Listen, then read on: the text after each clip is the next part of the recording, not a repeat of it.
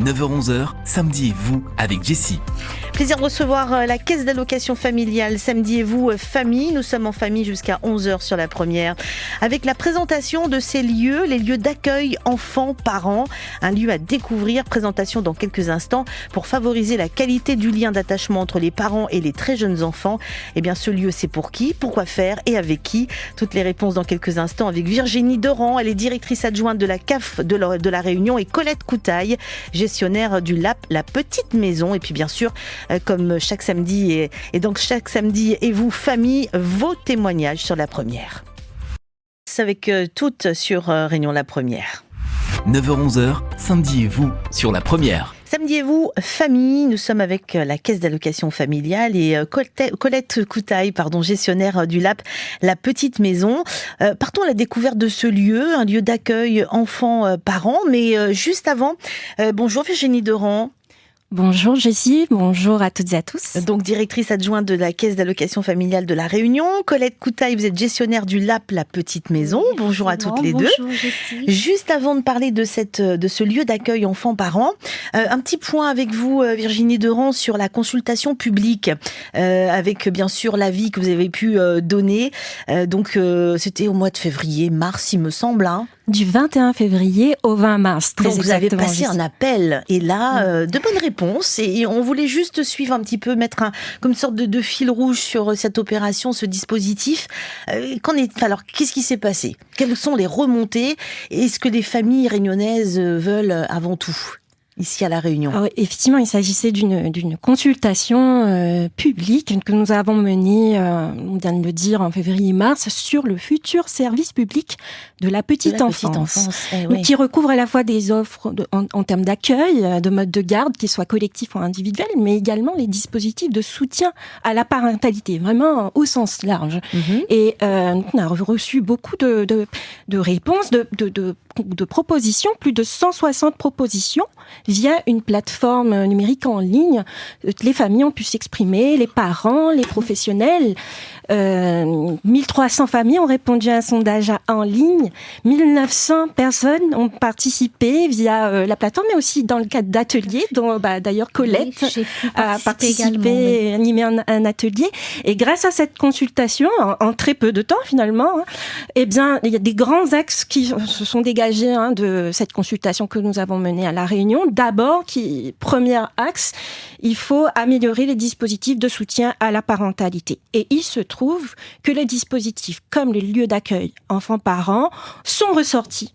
Des propositions, des échanges, mais pas seulement, les classes passerelles aussi, par exemple, et dans l'idée qu'il faut soutenir le bien-être des parents, développer des lieux ressources pour les parents, des lieux de répit, et puis innover aussi dans la coéducation bienveillante. Donc, le premier axe qui est ressorti de la consultation. Le deuxième axe, c'est qu'il faut soutenir le développement de l'enfant, et notamment l'idée que dans la stratégie des 1000 premiers jours, maintenant qu'on connaît depuis quelques temps maintenant, qui est développé, on sait que le développement du jeune enfant, et notamment dans des espaces de socialisation, et même avant même sa naissance, plutôt dans le fœtus, ce sont c'est les temps les plus importants en fait dans la vie, et qui détermine, qui structure ce qu'il va devenir après, ce que l'enfant deviendra plus tard, quand il s'est lancé dans la vie.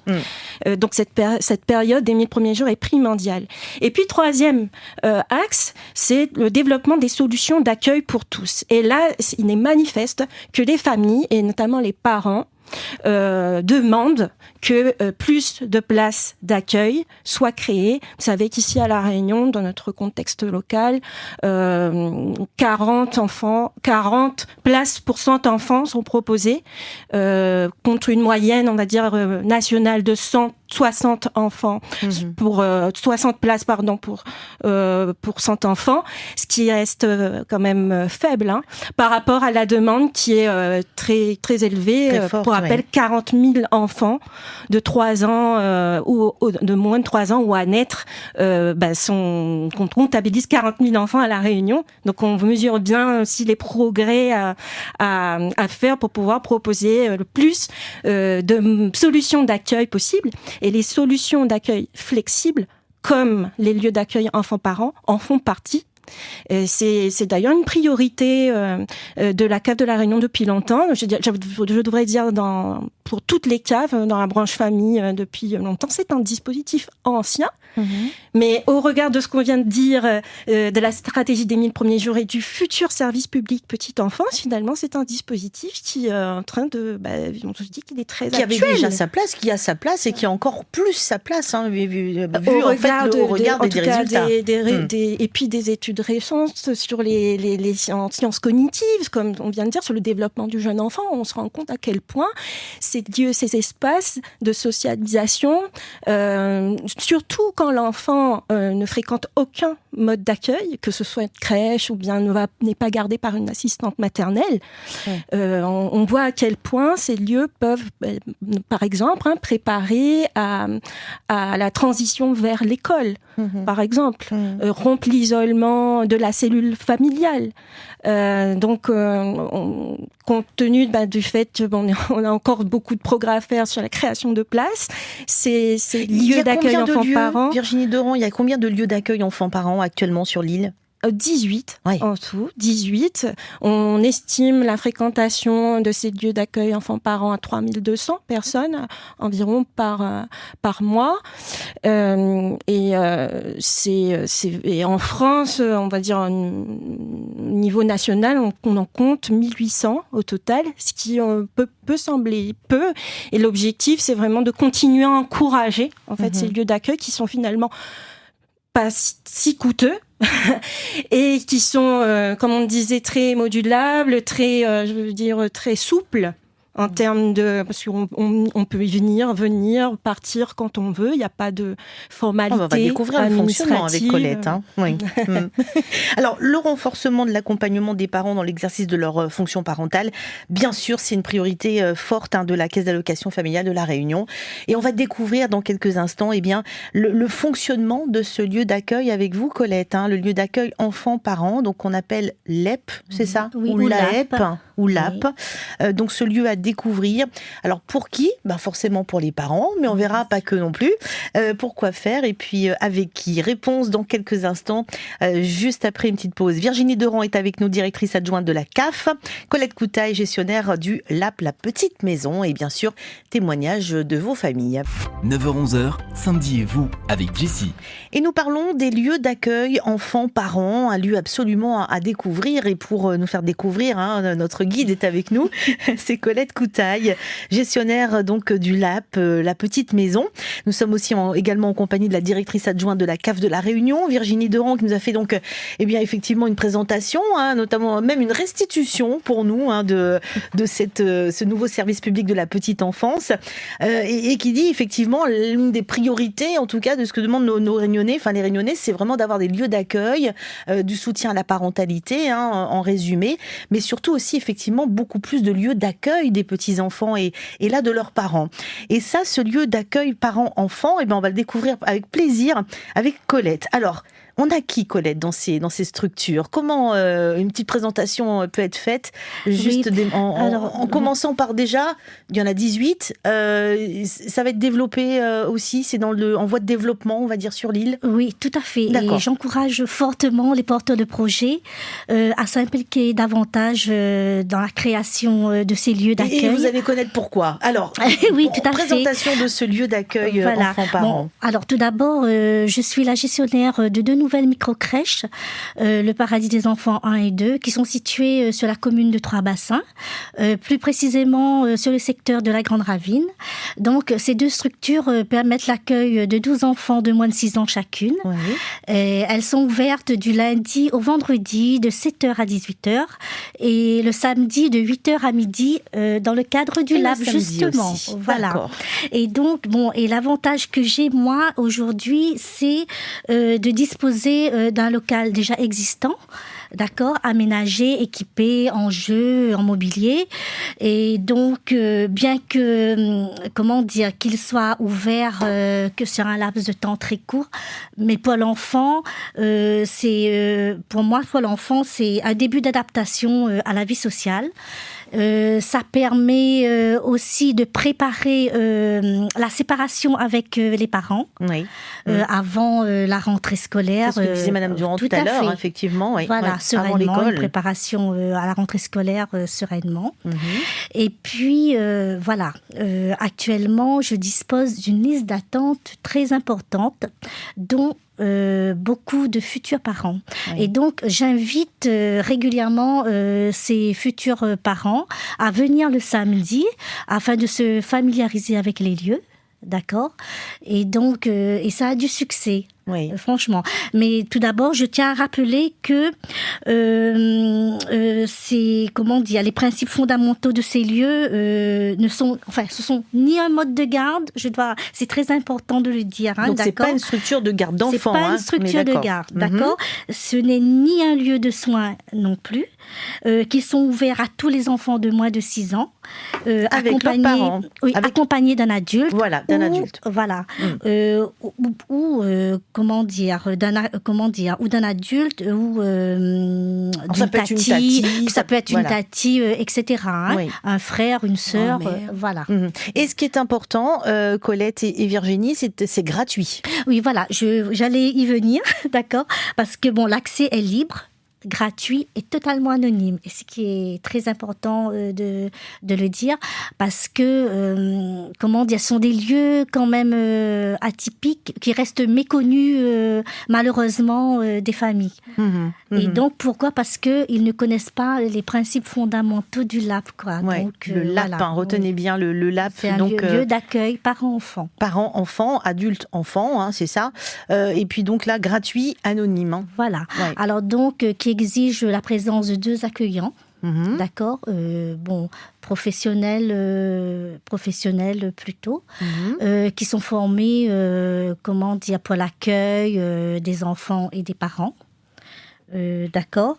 Et donc, ces accueillants sont présents pour échanger avec les parents, pour permettre aux enfants pour offrir aux enfants des activités. Alors, on va le voir dans quelques instants, qui sont les accueillants, ça va être vraiment la question aussi, mais c'est un lieu d'échange, de paroles pour les parents. Tout à fait. C'est ça ? C'est-à-dire que les parents peuvent communiquer entre eux. Ils peuvent échanger entre eux. Il y a des choses qui sont prévues pour eux. Il s'agit en fait de temps de rencontre, d'échange, comme vous dites, et d'écoute. Donc pendant que les enfants jouent. Voilà, pendant que les enfants jouent. Donc, voilà. Une éveil pour les enfants, l'écoute, et puis de la convivialité aussi, parce que les parents viennent, on ne dépose pas son enfant et on repart, comme on disait, il faut encore le rappeler, on vient avec la présence son du parent est indispensable. Et le lien avec l'enfant se construit un peu autrement, dans un autre contexte. Donc le parent voit évoluer son enfant, peut-être dans un espace où il n'a pas l'habitude de se réveiller que la maison déjà. Il va interagir avec les autres enfants. Et le parent vient aussi, certainement, on peut avoir des questions. Si on est un jeune parent, on vient tout juste, l'enfant est très, très, très petit, tout petit, c'est aussi une période qui peut être difficile. Voilà, on a peut-être beaucoup de questions. Est-ce qu'on fait bien ? Alors, faut rappeler aussi, Colette et Jessie, que c'est pas un lieu où on juge. Il n'y a pas de jugement. Il n'y a pas de jugement. On est dans la bienveillance. Mais le parent peut aussi, venir trouver important. des réponses. Alors, ce qui est important aussi pour la caisse d'allocation familiale, de soutenir ce genre de dispositif, c'est que on fait le pari que les échanges entre pairs, là pour le coup, les échanges entre parents, vont aider, vont soutenir en fait le parent mutuellement les parents, c'est ça. Donc un lieu de parole pour les parents pendant que les enfants jouent et qui donc sont les accueillants. Alors quels sont leurs rôles ? Ils viennent pour les parents, les enfants, le lien parent-enfant aussi, j'imagine. Oui, voilà. Donc justement, ils sont là justement pour créer le lien entre les parents et les enfants. Et puis ça offre aussi aux parents, je dirais, un moment de répit. D'accord, couper avec le quotidien, se décharger un peu, se libérer un peu de la charge mentale quotidienne, c'est très important. Et là, du fait que les enfants disposent d'un espace de jeu qui est gratuit, d'avoir des accueillants qui sont là pour encadrer les enfants quand même. Donc pour les parents, ça ne peut être que bénéfique.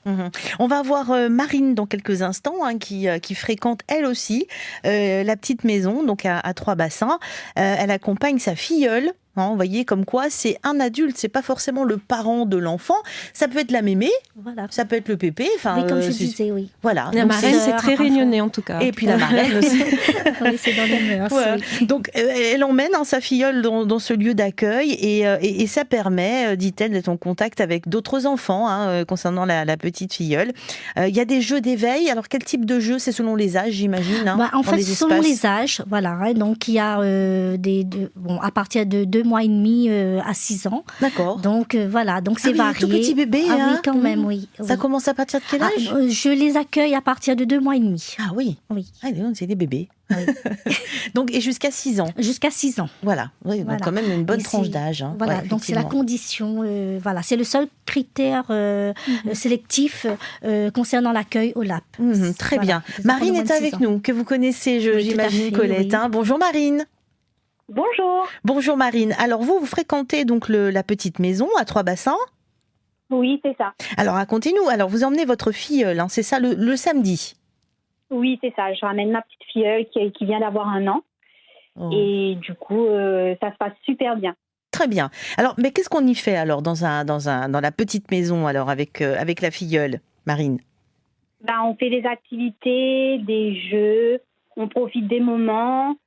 On discute aussi avec les personnels qui sont là, qui sont très accueillants d'ailleurs. Oui. Et voilà. Et qui proposent des activités. Alors les accueillants, on en parlait avec Colette, donc elles sont là en fait pour proposer des petites choses. Lesquelles? Il y a la peinture, les dessins, les jeux avec les petites maisonnettes, les jeux d'éveil et tout. Avec les enfants et les parents? Ou alors c'est les enfants qui jouent entre eux et les parents de leur côté? Il y a les enfants qui jouent entre eux et les parents aussi. Les parents jouent aussi. Ils accompagnent. Voilà. On est tous des grands enfants, nous. Alors, c'est ça. Pour les parents, qu'est-ce qui est prévu, Marine, en fait, dans la petite maison? On assiste et on peut prendre des petits déjeuners. On s'assoit avec les enfants, on discute et tout. C'est génial, c'est comme disait Virginie tout à l'heure, c'est une ambiance en fait, l'ambiance parents-enfants, une ambiance familiale qu'on va retrouver dans la petite maison. Moi, je trouve que c'est une très bonne idée et un jour, si j'ai un enfant, je compte ramener mon enfant là-haut. Et ben voilà, pour l'instant c'est la filleule. Elle dit comme ça, si elle a un marmaille, elle y amène le marmaille aussi. Avec plaisir. Avec plaisir, Marine. Et donc, comment vous avez connu ce lieu? J'ai ma sœur qui travaille là-bas. Oui. Actuellement. D'accord. Elle m'en a parlé, et du coup, voilà. Ouais. Et votre première réaction, vous êtes dit quoi? Oh, c'est pas mal, c'est bien, on va tester, on va essayer, ou alors non, vous avez pensé que c'était peut-être une crèche ou une garde, enfin un mode de garde ou. Du coup, quand ma soeur m'en a parlé, j'ai voulu essayer pour voir. Ouais. Et je me suis dit pourquoi pas. Ouais. Et ça peut intéresser beaucoup de monde, les parents enceintes. Et tous les types de parents. Ouais, parce qu'on rappelle que ce n'est pas une garderie ou une crèche avec ce mode classique de garde d'enfants, pas du tout. Pas du tout. On ne garde pas les enfants dans la petite maison. Non, pas du tout. D'accord. C'est pas ça. C'est pas ça, nous dit Marine. Donc il faut emmener les enfants. Merci beaucoup Marine en tout cas pour votre témoignage.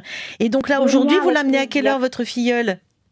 Aujourd'hui, je peux pas malheureusement parce que je suis invitée d'autres places.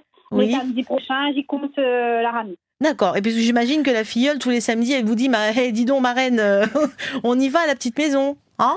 Là, elle parle pas encore. Elle a 1 an. Et du coup, oui. Elle fait comprendre quand je la ramène. Elle fait comprendre. Merci beaucoup, Marine. J'imagine bien, oui, à 1 an, on fait comprendre. Marine, merci beaucoup pour votre témoignage. Merci, à bientôt et bon week-end. Au revoir, bye bye. Merci, pareillement. On résume pour la première partie, en tous les cas, Colette Coutaille, donc gestionnaire de la petite maison. Cet endroit est un endroit bien sûr gratuit d'accueil d'enfants et de parents, d'adultes aussi, puisque c'est pas forcément le parent. Là, Marine, c'est la marraine. Voilà. On a le pépé, la mémé, etc.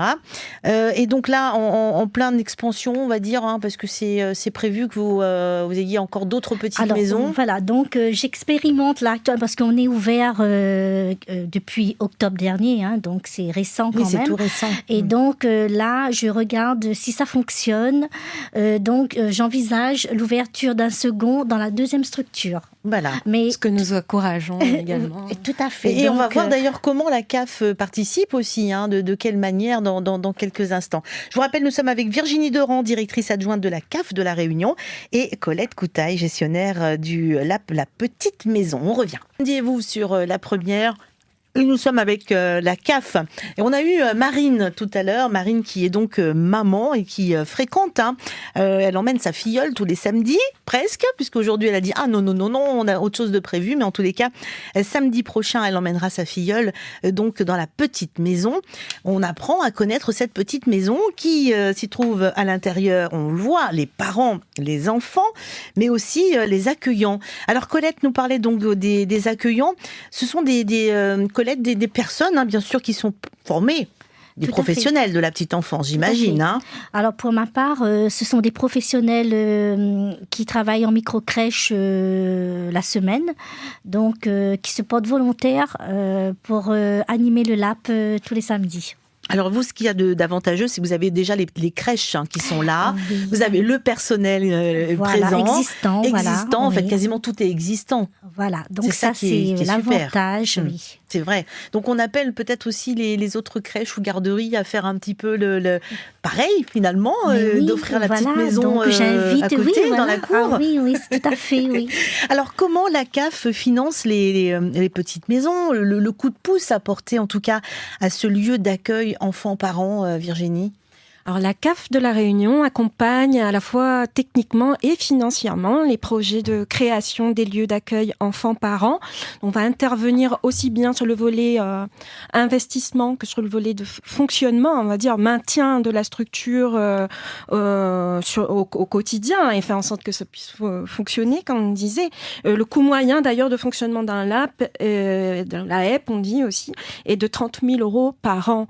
Donc l'engagement de la CAF de La Réunion sur les 18 structures, au total, ça représente 540 000 € en prestation de service. C'est une prestation de service nationale qui est servie par la branche famille. Alors, il faut répondre à des besoins identifiés dans le cadre du diagnostic préalable. Et puis, il faut aussi que le projet soit conforme aux exigences du référentiel national des LAP et puis des principes de la charte de la laïcité de la branche famille et de ses partenaires aussi. C'est important de le rappeler. Et donc, il faut répondre à des conditions d'éligibilité à cette prestation de service. Et puis, chose importante aussi, on intervient aussi dès ab initio, avec une aide à l'investissement, une aide à l'équipement qui peut aller jusqu'à 80%. Et je voudrais aussi souligner que des bonus territoires, ce qu'on appelle une modalité de financement, sont possibles si une convention territoriale globale est signée entre la CAF et la commune. Et donc là, il y a des subventions qui peuvent être aussi accordées en bonus. Alors, ce qui veut dire que là, dans le cas de Colette Coutaille, gestionnaire de la petite maison, elle a tout d'existant finalement. Donc, elle n'aura pas à investir, à s'équiper, etc., puisqu'elle a déjà tout sur place. Mais en revanche, des personnes, des structures ou des associations qui souhaitent porter le projet, donc là, la CAF peut aider donc à l'équipement, au démarrage même, quoi. Au démarrage et même au suivi. Il y a un suivi aussi derrière. Tout à fait. Alors là, dans l'exemple de Colette, et c'est souvent le cas dans la majorité des cas, c'est vrai que l'AEP est souvent accolé à une structure déjà existante. Mais il existe aussi, y compris sur notre territoire, des lieux d'accueil enfants-parents qui sont distincts, qui sont vraiment indépendant dans un local bien particulier. Par exemple, à Saint-Denis, là où nous sommes, pas très loin, au Chaudron, le AEP est dans un local spécifique, avec un espace assez vaste d'ailleurs. Donc, je vous encourage à y aller également. Donc, nous, on peut intervenir du coup sur la partie subvention d'investissement, comme on vient de l'indiquer, et puis sur le fonctionnement, le maintien de la structure dans le temps. Et puis, ce qui est important aussi, c'est le soutien, la mise en réseau de tous les lieux d'accueil enfants-parents, et ça fait partie aussi du travail de la caisse d'allocation familiale. Régulièrement, on réunit les gestionnaires de structures qui peuvent échanger entre eux, se partager sur les bonnes pratiques, identifier ce qui fonctionne, ce qui fonctionne moins bien. Donc là, sur des récents échanges, par exemple, on a préconisé justement qu'on puisse proposer d'autres plages d'ouverture, notamment par exemple le samedi, puisqu'il faut faire en sorte que vraiment ces structures soient accessibles à tous, tous les parents, tous les enfants, qu'on travaille ou qu'on travaille pas, en tout cas pour les parents, qu'on puisse aussi faire ça peut-être en fin de journée, le samedi comme vous le faites, et puis aussi que vous puissiez aussi peut-être proposer des activités autres. C'est vrai que le principe du LAEP, c'est que c'est libre. C'est-à-dire vraiment, c'est pas un espace, c'est pas un lieu de savoir-faire, mais vraiment de laisser faire. Mais qui n'oblige pas peut-être le parent à dire, voilà, il faut arriver à 8h et repartir à 14h, ou voilà. Il n'y a pas de restriction, on va dire. Très c'est libre. Ouais.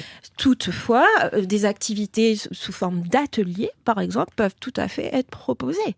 Et c'est une manière aussi, je voudrais dire, le fait qu'il y a peu de règles qu'on doit respecter, comme on a dit, mais aussi que ces parents qui fréquentent ces lieux-là sont de manière très libre, on peut aussi les sensibiliser. Du coup, ceux qui viennent régulièrement en proposant des ateliers sur par exemple les ateliers Futur Papa qui peuvent être proposés, sur le soutien à la parentalité au quotidien, sur le smartphone et les jeunes enfants. Les écrans. Ça, c'est des thématiques très nouvelles et très actuelles. Je pense qu'ils peuvent aussi être proposés dans le cadre de ces structures-là. Donc, je sais que vous proposez aussi, ou vous avez l'intention de proposer des ateliers. Oui, voilà. Donc, nous organisons là actuellement un atelier papa. En fait, il faut dire que aujourd'hui les mentalités ont changé. Donc, les papas sont beaucoup plus présents, plus investis. On va en avoir un d'ailleurs. Il est peut-être déjà là. Il s'appelle Sébastien. Dans le quotidien de l'enfant. Et donc voilà. Donc là, nous préparons un atelier afin de permettre à ces futurs papas de partager les expériences autour de la naissance, du maternage, je dirais. Donc, de mettre à leur disposition le nécessaire afin qu'ils puissent, par exemple, s'exercer au change, de préparer un biberon, comment donner le biberon. Oui. D'ailleurs, je fais un petit clin d'œil à Serge Lebon, qui avait démarré avec ce concept-là, l'atelier du futur papa. On s'en rappelle, et on l'avait invité assez fréquemment d'ailleurs. Alors, de plus en plus, des papas solos aussi. Donc, il faut faire un clin d'œil à tous ces papas solos. Moi, je dis qu'il faut encourager cette implication-là. Oui, bien sûr. Ça peut être une aide vraiment importante pour la maman, pour la décharger un peu des petits soucis quotidiens, etc. Donc, ça peut être une aide très importante. Et alors, Sébastien est avec nous. Bonjour Sébastien. Oui, bonjour à tous. Bonjour. Alors Sébastien, votre situation, vous êtes en congé parental, c'est ça ? Et vous êtes dans un LAP aussi. Expliquez-nous un petit peu comment ça se passe. Oui, tout à fait. Je suis en congé parental et je garde depuis 2 ans mon petit garçon Noah.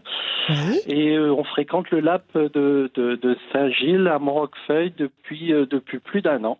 D'accord. Donc c'est une habitude qu'on a prise. C'est un peu comme notre deuxième maison. C'est un endroit très convivial où moi ça m'a permis de rencontrer d'autres personnes, de partager des expériences, de faire connaissance avec d'autres parents qui traversent les mêmes étapes de vie que moi, et aussi des assistantes maternelles.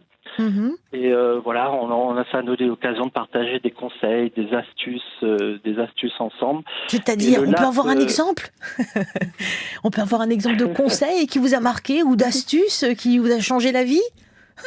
On plaisante, bien sûr, mais changer la vie, c'est important, ces échanges. Ça nous rassure un peu dans la manière de gérer les enfants, de les garder, de la manière de faire avec eux.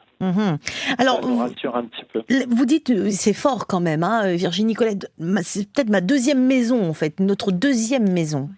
C'est quand même assez fort.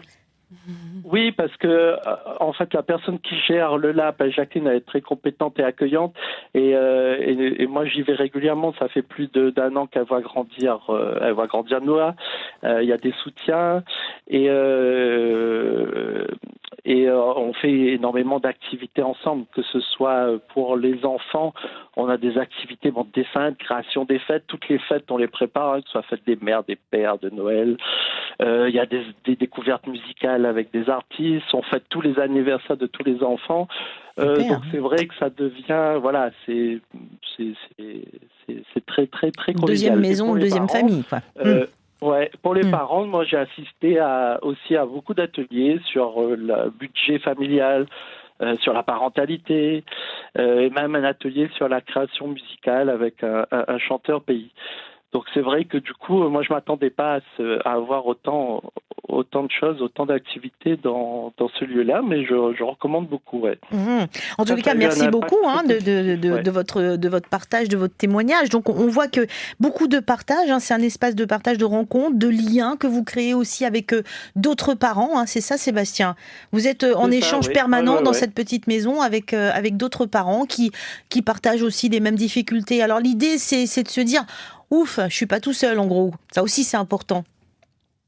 Oui, voilà, ouais, on n'en est pas tout seul. C'est du soutien. Ouais, c'est du soutien. C'est un temps de sociabilisation pour l'enfant aussi. Voilà, il interagit avec d'autres. Il développe aussi ses compétences et on le voit évoluer. Donc, moi, je l'ai déposé, il marchait pas. Et puis, voilà, maintenant, il gambade. Il y a des structures à l'extérieur, voilà, où ils peuvent jouer. Donc c'est vrai que c'est un moment dans la semaine, très convivial, qu'on essaye de pas rater. Merci beaucoup en tous les cas. Virginie, une petite question peut-être à poser à Sébastien. Je vous vois. Non, mais Sébastien, bonjour d'abord, bonjour, et merci beaucoup pour votre témoignage. Et avec finalement, si pour résumer, vous diriez quelle est vraiment la valeur ajoutée d'un lieu d'accueil enfants-parents? Vraiment, qu'est-ce que vous retenez, d'essentiel? Et qu'est-ce que ça vous a apporté aussi à vous, peut-être, dans votre paternité? Moi, je suis tout seul à la maison. C'est vrai que je le garde. Et c'est vrai que le fait d'avoir un lieu où il y a déjà des structures, un espace, des activités, avec des personnes qui mettent en place des ateliers. Donc, c'est vrai que ça, pour moi, ça fait un espace d'échange, puisqu'on est souvent seul avec son enfant, en fait, quand on le garde. Et ça c'est vraiment un espace où ça nous permet de plus être seul, que ce soit l'enfant ou le parent. Parce qu'on connaît bien sûr la solitude du papa et de la maman solo, ça c'est qui a tendance à être un petit peu dans sa bulle, mais voilà, et ça justement ça permet de sortir de sa bulle et d'aller vers les autres parents et se dire finalement et s'ouvrir aux autres. Voilà, tout à fait. Merci beaucoup Sébastien. Voilà. On vous embrasse. Et alors on y va cet après-midi là, c'est ça, avec Noah? Alors nous, c'est le mercredi matin. Ah, c'est le mercredi. On va attendre mercredi alors. Il doit avoir hâte d'y aller. Merci beaucoup Sébastien. À très bientôt. Bon week-end à tous les deux. Merci, bye bye. On revient pour conclure cette émission et surtout là, vous allez me dire si vous êtes prêts à y aller ou pas, mais je pense que oui, en grande majorité, vers ce lieu d'accueil enfants-parents, un lieu à découvrir avec les enfants absolument. 9h-11h, Samedi et vous, sur la première. On a découvert la petite maison, un lieu d'accueil enfants-parents, donc une LAP ou l'AEP, c'est ça. Donc un lieu absolument à découvrir. Donc Virginie Durand, directrice adjointe de la cave de la Réunion, Colette Couta, gestionnaire du LAP, la petite maison. On a vu avec Sébastien, papa solo, juste avant donc Marine également. Donc là, elle n'était pas maman encore, mais elle a dit mais dès que mon marmaille m'y emmène aller. Mais en tous les cas, elle est marraine, donc elle emmène sa filleule tous les samedis. Alors c'est deux témoignages qui nous montrent quoi finalement, que c'est un lieu absolument à découvrir, un lieu de partage, un lieu d'échange, un lieu où on va justement effectivement favoriser ce lien parents d'ailleurs, parents-enfants, enfants-enfants. Donc tous les liens sont favorisés là finalement, Virginie, au sein de cette petite maison. Totalement, là vraiment chacun, tout c'est accessible à tous les parents, tous les enfants. vous venez librement, en toute confiance. Sachez que vous allez trouver une écoute attentive, bienveillante. Des professionnels. Venez comme, et bien sûr professionnels, vous venez comme vous êtes. Et finalement, c'est vous qui faites Sébastien, le lieu d'accueil. C'est notre deuxième famille, quoi. C'est notre deuxième maison. Ouais. Tout à fait. Et c'est pour ça que ça mérite d'être mieux connu. C'est vrai que ça a été ressorti, notamment, Jessie, on en parlait tout à l'heure de la consultation territoriale vers le service public petite enfance. On a pu échanger là-dessus en disant que les parents, finalement, ne connaissaient pas forcément l'existence d'un lieu d'accueil enfants-parents en proximité, près de chez eux. Alors, on l'a vu avec les 2 témoignages. On parlait de Marine tout à l'heure, mais c'est pareil. Elle a connu parce que sa sœur y travaille en même temps. Et puis, Sébastien, lui, c'est le bouche à oreille également. C'est vrai que le bouche à oreille fonctionne bien. Alors, on sait qu'à La Réunion, le bouche à oreille fonctionne très bien. Le Ladi l'a fait. Il a des bons côtés, des fois, le Ladi l'a fait. Il a des très bons côtés. Mais sachez que si vous voulez précisément... Ladi l'a fait là ouvert. Si vous voulez connaître précisément la liste des structures qui existent sur notre île, vous pouvez aller visiter notre page locale cave.fr, donc la page locale de la cave de La Réunion, où vous retrouverez toutes les structures existantes avec une carte où vous pourrez localiser la structure la plus proche de chez vous. Et je vous invite aussi à vous rendre sur le site monenfant.fr où là, il y a une fiche de présentation qui indique précisément les horaires d'ouverture et les modalités d'accueil pour chaque structure. Alors, notre objectif, 18, c'est déjà conséquent, mais c'est toujours pas assez. Il faut continuer à développer ces structures-là et faire en sorte que, surtout, que tout le territoire puisse être doté, notamment dans l'Est, par exemple. C'est ça, c'est ce que j'allais vous demander, Virginie. Donc là, actuellement, sur le territoire, il en manquerait où ? Manifestement, je pense que ça mériterait que les régions Est et Sud puissent être davantage dotées. Développées. Donc là, on fait un appel à tous les porteurs de projets qui souhaiteraient s'investir là-dedans. On vous encourage vraiment à proposer ces structures qui sont encore... qu'il ne faut vraiment pas abîmer, comme on disait, qu'il faut vraiment préserver, parce qu'elles sont anciennes, mais elles reviennent en force. On se dit que finalement, ce sont des solutions très modernes, quelque part. Qui répondent finalement vraiment aux enjeux, à la fois l'enjeu du développement du jeune enfant, mais aussi le soutien à la parentalité, le soutien du parent dans l'exercice de sa compétence parentale. Et en cela, c'est peut-être ancien, mais c'est aussi très moderne. Voilà. Merci beaucoup Colette Coutaille, merci à vous Virginie Derand, directrice adjointe de la cave de La Réunion. Merci à vous. Alors on retient bien sûr ce lieu de vie ouvert à tous, c'est gratuit, c'est anonyme, espace convivial, espace de jeu pour les enfants et les parents, un lieu de parole aussi également pour les parents qui se sentent soutenus par des accueillants. Le lieu accueille enfants-parents, le LAP, un lieu absolument à découvrir et de toute urgence. Dans quelques instants, 11h, les infos. Et c'est qui le chef ? Ce sera avec Jackie tout à l'heure sur La Première. La Première.